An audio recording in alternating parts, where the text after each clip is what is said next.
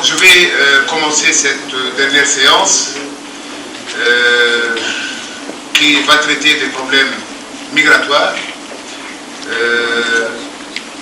et avec et nous aurons deux communications au lieu de trois. Madame Toueri n'est pas venue. Nous espérons que les raisons de son absence soient bonnes. Je vais commencer cette séance de manière assez anecdotique. C'est que l'Afrique, le Maghreb y compris, l'Afrique a été le berceau de l'humanité. L'Afrique a donné les premiers humains. Et c'est l'Afrique qui a peuplé le monde. C'est qui a humanisé le monde. La planète, on peut dire. Et paradoxalement, aujourd'hui, ces Africains gênent un peu. La mobilité africaine, la mobilité des Africains gêne un peu.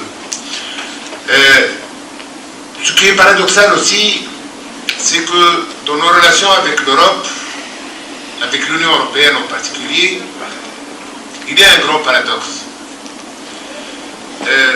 L'Europe veut asseoir une liberté, mais qui concerne les biens, les marchandises, l'argent, les investissements, la circulation, donc une liberté pour les choses,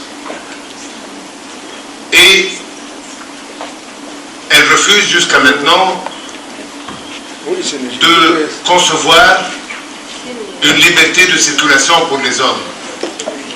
C'est un paradoxe fondamental d'ailleurs, qui touche à nos relations avec l'Europe aujourd'hui, à l'époque contemporaine.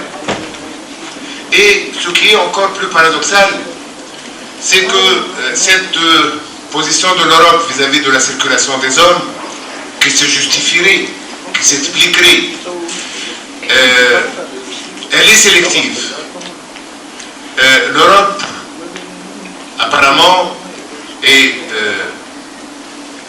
aujourd'hui veut choisir ceux qui viennent.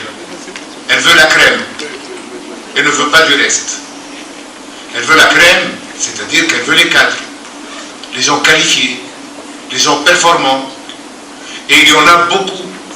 Et il y a une grande hémorragie de nos pays maghrébins, subsahariens, vers l'Europe. Et du reste, l'Europe ne veut pas. Donc, un peu, j'ai situé de cette manière, un peu provocante, le commencement de cette dernière session de notre colloque d'aujourd'hui. Et je cède la parole à nos deux intervenants. Je commencerai, comme vous voulez, je commencerai par M. Francesco